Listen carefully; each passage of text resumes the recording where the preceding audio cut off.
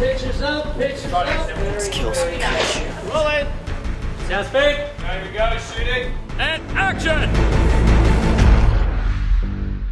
10 years after the war, the Pan-Pacific Defense Corps, it's an international fighting force coming together. They have rebuilt the Jaeger program from the ground up. That is Valor Omega. Now we have Jaegers who are more advanced than the first film. They're more acrobatic. We have a Jaeger that looks like kind of a badass ninja. Saber Athena? I love Saber Athena.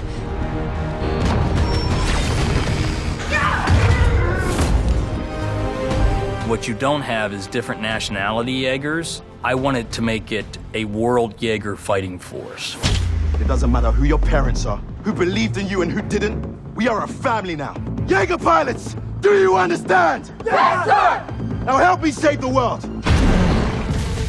We were very excited about the upgrade of the Jaegers. The discussion after Pacific Rim 1 was how do we make these Jaegers more efficient on the battleground? You don't want to lose the DNA, but we wanted to push the look and the feel. Our conversations would be, well, Pac Rim 1, they were like tanks. So for us, what is it to be like a fighter jet?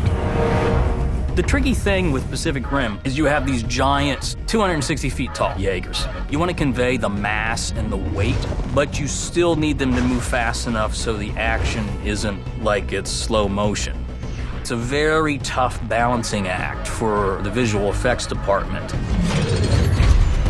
The foot span of Gypsy Avenger is 70 foot alone. So if we have Gypsy Avenger running down a street, that street needs to be at least 4 or 5 lanes wide.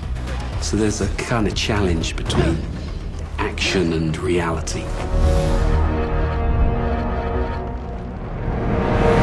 All Jaegers, advance and fire everything you've got! The methodology starts with talking to the heads of department, working out just exactly what Steven's vision is, and then expanding into all the tools available to create the VFX. We really wanted each Jaeger, if you saw them in a lineup, because of their silhouettes, that you could tell them apart, and then adding color to that and making sure they were distinct. It was very important for us that we were creating a lineup of individual characters, so to speak.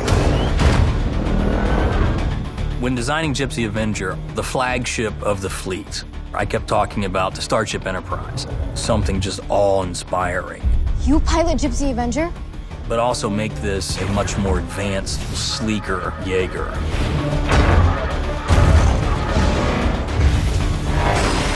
We started a team of artists out of the Industrial Light and Magic Art Department developing Gypsy.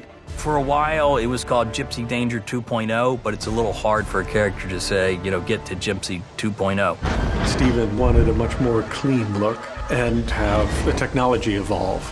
You've got a new technique that merges the pilot with the enemy through these hologramic based kaiju. And all we did as actors was mime. And action! John! Plasma cannons now!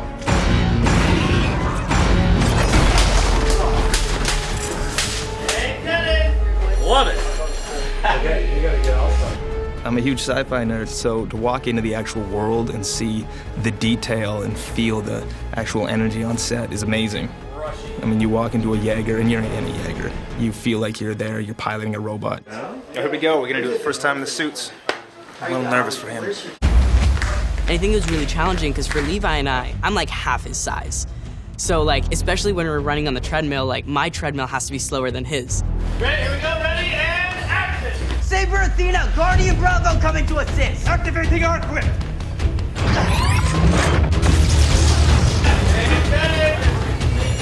I can't compete with the guy when we're running. And action! And cut. And cut. We really sweated over designing these Jaegers. I think this is a visual effects dream, really. There's a lot of films out there with large monsters, but to have a film that evolves around 270-foot robots, that's amazing to work on and realize. We really wanted to honor the Jaegers, making them as cool as possible and preserve the spirit of the first movie, but moving the technology forward. I think I could get used to this. Good.